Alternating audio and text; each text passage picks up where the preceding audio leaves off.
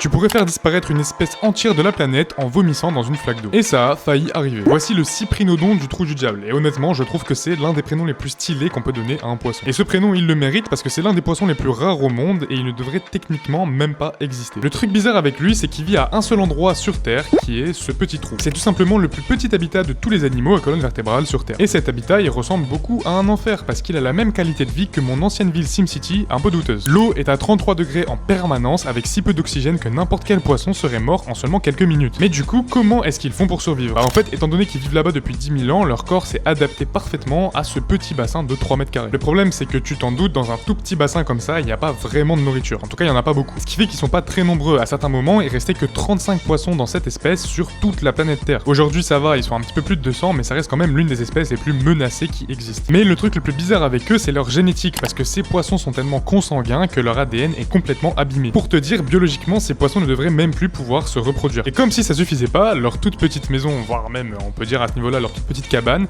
elle est ultra vulnérable. En 2022, à cause d'un séisme, il y a des vagues de plus d'1 mètre qui sont allées dans ce fameux trou du diable. Le problème, c'est que ces vagues, elles ont arraché les algues qui sont du coup leur seule source de nourriture dans ce petit truc. Et donc forcément, il y en a beaucoup qui sont morts de faim. Mais le pire, c'est qu'un soir, il y a des tibourets qui sont venus dans le trou du diable. Ils se sont mis à y nager et il y a même l'un d'eux qui a vomi dans l'eau. Et ce vomi, il a tellement changé l'environnement des poissons qu'ils ont failli s'éteindre. Mais bon, ils ont quand même survécu à des vagues de plus d'1 mètre, donc ils peuvent très bien survivre à 3 mecs bourrés. Bon, cette fois-ci, j'ai pas la cravate parce qu'il fait 30 degrés, mais tu peux quand même t'abonner.